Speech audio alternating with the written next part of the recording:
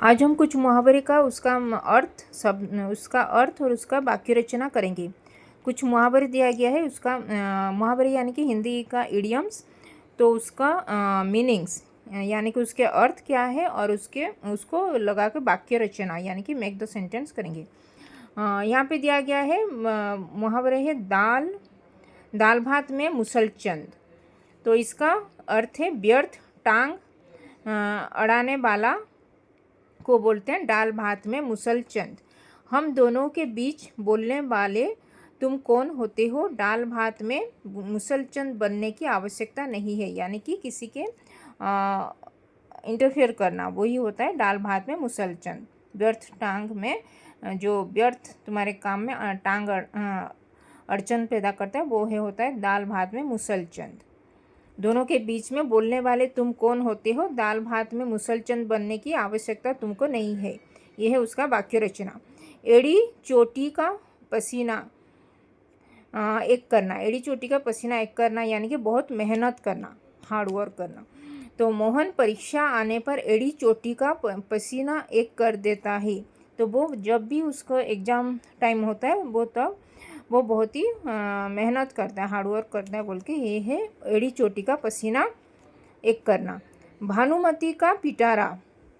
भानुमति का पिटारा यानी कि विभिन्न वस्तुओं का भंडार होना, मतलब बहुत सारी चीज़ों को अपने पास रखना, कलेक्ट करना, उसको बोलते हैं भानुमति का पिटारा। हमारे खून में भानुमति का पिटारा है, मतलब हमारे खून में वो बहुत सारी चीज़ों को इकट्ठे करके रखना, ये हमारे चीज़ों को ये है भानुमति का पिटारा। हम लेट गो नहीं कर पाते हैं, बहुत सारी चीज़ों को पकड़ के रखते हैं, लेकिन डिक्लटर करना चाहिए, इसीलिए तो हमारे वो माइंड भी क्लैरिटी आएगा। इसीलिए भानुमति का पिटारा यानी कि वस्तुओं का भंडार होना, जो हमारे खून में भानुमति का पिटारा है। दस्तक देना यानी कि खटखटाना। घर के अंदर दाखिल होने के लिए मोहन ने दरवाजे पर दस्तक दिया, यानी कि घर के अंदर आने के लिए जब हम नॉक करते हैं उसको बोलते हैं दस्तक देना, खटखटाना। घर के अंदर दाखिल होने के लिए वो मोहन बाहर गया था तो वो बाहर से खटखटाया, तो वो दस्तक दिया दरवाजे पे। धाबा बोलना यानी कि हमला करना। इससे पहले कि दुश्मन धाबा बोले, भारतीय सेना ने उन्हें अस्पष्ट कर दिया, यानी कि जब जो एनिमी किसी के ऊपर हमला बोलने से पहले ही हम उसके ऊपर अटैक करना, उसको बोलते हैं धाबा बोल देना।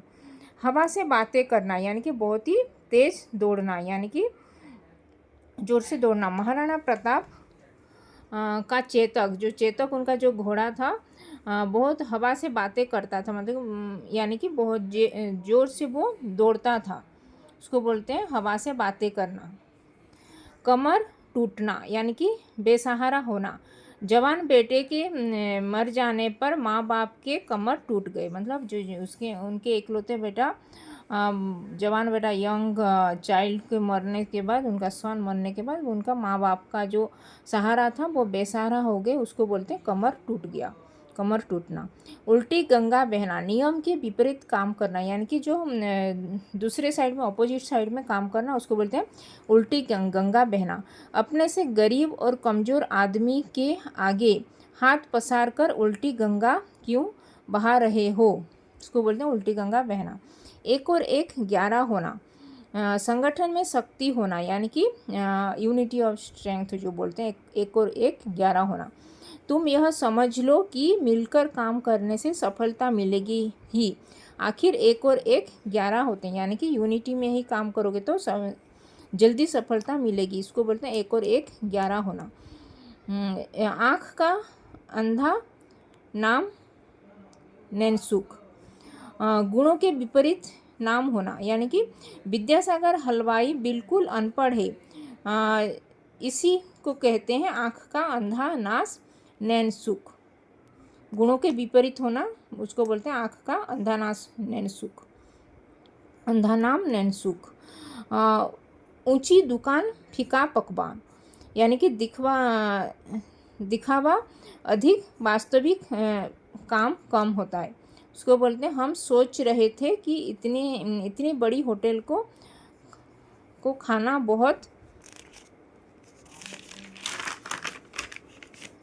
अच्छा होगा, परंतु ऊंचे दाम, बाहर से सुंदर और बड़ा होटल होने पर भी खाना बिल्कुल बेकार निकला। यह तो ऊंची दुकान फीका पकवान वाली बात हुई। मतलब वो बाहर से अच्छा दिख रहा है, लेकिन उसका इतना ठीक ठाक काम उसमें ये नहीं दे रहे हैं वो लोग। ऊंची दुकान फीका पकवान, दिखावा के लिए बहुत शोषा बहुत कर रहे हैं, लेकिन उसके हिसाब से उनको नहीं दूसरों को इससे फैसिलिटी नहीं मिल पा रहा है। उसको बोलते हैं ऊंची दुकान फीका पकवान, दिखावा अधिक, वास्तविक काम कम हो रहा। तो ये था कुछ मुहावरे का अर्थ और उसका वाक्य रचना। धन्यवाद।